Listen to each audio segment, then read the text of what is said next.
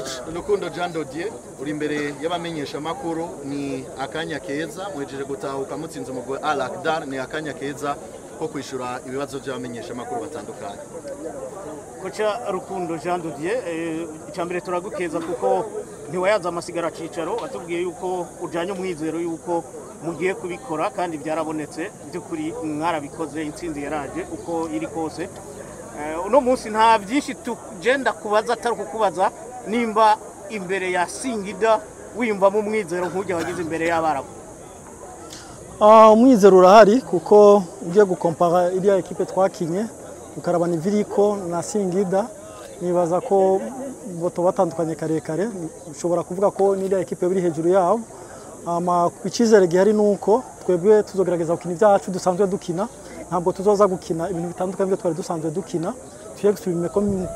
comme d'habitude ndizera ndafite icyizere yuko dushobora kwitwara neza imbere ya Singida. Kuvuga Primus League uno munsi twavuga yuko ugiye gushira umutima ku mahiganwa mpuzamakungu kuko mufise ihangiro mwaratubwiye yo gushika mu mapool mwava muheba gato Primus League kugira ngo tubabone mu mapool ni muri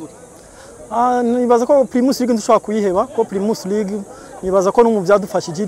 irimo kuko uravye ingene twagiye tumaze gukina ziya match zine tukazitwaramo neza contrairement n'um adversaire twahuye wewe batari bwatangura champion wa natwo byadufashije n'ubu rero match za Primus League tuzozikina nkizi turonda kuzitwaramo neza nk'abari ko barakora préparation ya compétition kuko ntidushobora kubisepara karekare préparation spécifique ya match ya compétition izo mu mwanya muto muga mwanya mukuru nibaza ko umuntu azoba ari concentré na ligue. Coach muravye match ale mwakinanye na Al Akdar ngaha kuri stade Intwari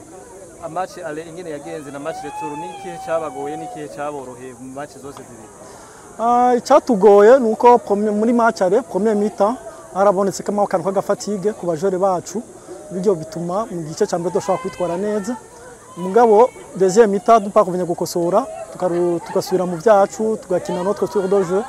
babona ko babe exprimer bari à l'aise nibaza ko confiance twaganyije muri deuxième mi-temps muri match ale ariyo wabaye urufatiro muri match retour kuko match retour nibaza ko mwabonye ko tabwo bwari burimo baje exprimer convenablement ko asanzwe bi exprimer ngaha muri championnat nibaza confiance rero twakuye ngaha ya deuxième mi-temps niyo yadufashije cyane hariya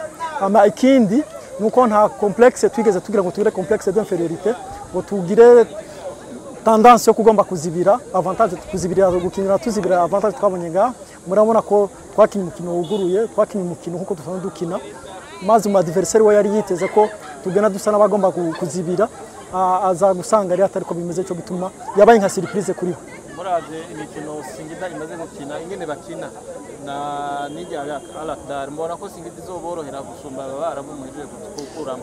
Mvuze ko izotworohera no banihenze cyane kuko nta match isa n'iyindi ico tuzokora tuzogereza gukora préparation spécifique kuri bike tuzoshobora kubona hama ibindi biba bisigaye ni adaptation en cours ya match kuko n'abantu dusanzwe tuziranye cyane ubu basikari n'abajanje yo begereze nk'ama equipe ari muri competition niyo byo kurondera ama video yabo burya ntibayabona no ku mapage yabo ntibayashirako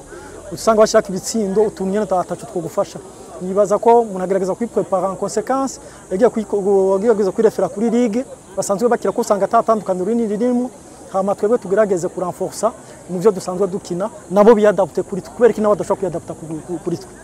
Kucha imigwi yo muri Tanzania niwo mugiye guhura Singida banavuga yuko abantu bo muri Tanzania bazi gutegura yaba mu kibuga n'inyuma y'ikibuga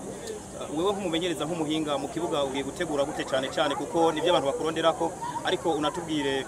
gukuramwe umwarabu bitanga icyizere ko urugendo rw'igikombe bishoboka cyangwa isegwa amapuri kuri Flambeau du Centre. Urugendo ko intambwe ya mbere twayiteye urugendo icyizere kirahari kuko bo tugiye guhura umuntu nawe asanzwe yamenyera ama competition cyane nubwo wayitandukanira urimo nuko afite abajere bakinya ama competition bakagera kure muri za Simba na Yanga mugabo ugiye kuraba equipe en soi ntabwo ari equipe isanzwe ifise izina rikomeye muri competition kandi navyo ça compte. Ivyo rero ndizera ko twe tuzogerageza gutegura ibyacu nabo nibaza ko bazoza byadapta ku byacu si jewe vraiment ndabibabwiye ntabwo ngoma gushingira cyane kuri bo tuma gushingira ku byacu byo dusanzwe dukina ibindi ni utu adaptation dukenye no twakujana ni na point fort wabonye kuri equipe mugabo sikoma guhagarara cyane ku adversaire gusumba ko magarara kuri préparation habituelle ya ekipe yacu. Kenshi mu ekipe muri ico gihugu hari gakoresha n'abamenyesha makuru ndavuga mu kwentimida ekipe no kwentimida abafana iki niki wohiki ubutumwa abarundi bafitiye n'ubuhe n'ubuhe butumwa woha abakinyi kumbure n'ibimenyesha makuru biri ngamba kano kanya. Ubutumwa no bantu uko bokomeza kutugira ikize no kudushigikira kidufasha football n'umukino wa nkakagayo ama ekipe yo muri kano karere azi ko ari kuri niveau turengeye ivyo rero baje bakugaya ubwabo hari cyo bamaze gutakaza kuva bagishira muri boko woroshe hari cyo bamaze gutakaza ko turafitiye consideration nka ekipe nkuru nka ekipe yitwaye neza igisigaye twe tuzogera kwitanga n'ingufu zacu n'ubushobozi bwacu bwose tureko dushobora kwitwara neza. Coach muvuye mu rutsinege ku munsi wa kabiri mugiye muri ku munsi wa w'Imana igenekerezo gatanu muse match no bwangu komeye kuri stade Ntwari mwakira equipe yitwa Aigle Noir. Aigle barse kare imbere yanyu uno munsi muri preparatif mu kwizeza ki abakonzi ba Flambeau du Centre kurikira muzokina ku munsi w'Imana equipe yitwa Aigle Noir. Kuri tuzokina na Aigle nibaza ko guverinoma dushikanye uburuhe kuko urugendo ntigwageze ko twari twaruteguye habarayimwe ama contretemps nibaza ko umva isendo s'adapter kuri no mwanya dusigaranye muto wo kwitegura uko nka entraînement ejo azoba nka décrassage umva ko entraînement zuri sérieux tuzokora igwera kuri entraînement yo ku munsi wa kane wa gatanu entraînement zibiri dufise zuri sérieux kuko mu veille match ho nta bintu birebire tu travailles sur la tactique. Aigle ni equipe twubaha ni equipe match yacu bikomeye nabo ndazi ko batwubaha nkuko tububa kandi nibaza ko ari test nziza kuri twese izoshobora kudufasha no kuguma muri esprit de competition kuko Aigle iri ku mabira byingene bizuba iri ku rwezo gwita. Guhamaga bwa mbere kwa Edson Munaba muri nationale bwakiriye nakare kajambo mushikira. Edson Munaba nibaza ko umujore muri kino gihe ameze neza contrairement na saison passée nibaza rero ko guhamagaga muri equipe nationale ubu arabimerita ni par mérite nta favoritisme irimwo amigisigaye nawe nuko agerageza kwiadapter yagiye kuko azohasanga aginje mu kibuga cy'abakuru biwe agerageze kwiadapter mugabo j'ai confiance en lui kuko n'umwana afise 100 fois mu jeune afise 100 fois ubona ko kwiexprimer no gutinya adversaire kwa Edison nta kibanza biba bifise. Coach twisunze inkino zibiri mwahuye ni equipe ya Al-Akdar kuri stade Ntwari mwarasinze mu gice cyambere ariko urukino mu rutsinda bukanyuma muragiye muri Libya musinze ibisindo bibiri barabigomboye mbe byaberetse iki kuvyo mugiye gukora ku kene mugiye kwitwara ku rukino rugiye gukurikira rwa Singida canke no muri Primus League kandi cyo byaduhaye ni kimwe twa duhaguruka ngaha bivanye na experience mbe twari dufitiye mu bihugu by'abarabu surtout sur l'arbitrage twagiye turi prudent cyane tuzi ko ari match za kubiri dur nga premier mi-temps dusa n'ababaye soulagé muri deuxième mi-temps rero ça m'a choqué numvise abaje ko baravuga ngo wahavyaheze ngo bibasaba ko atsinda ibisindo bine waba nta bisindo bine kubusa ufata usinze muri deuxième mi-temps pour dire ko uravye igisindo badusize deuxième mi-temps gitangura je manque de concentration vuga ko tutabwinjire muri match igisindo naco badutsinze muri temps additionnel match igiri here batwonge 7 minutes bijya navyo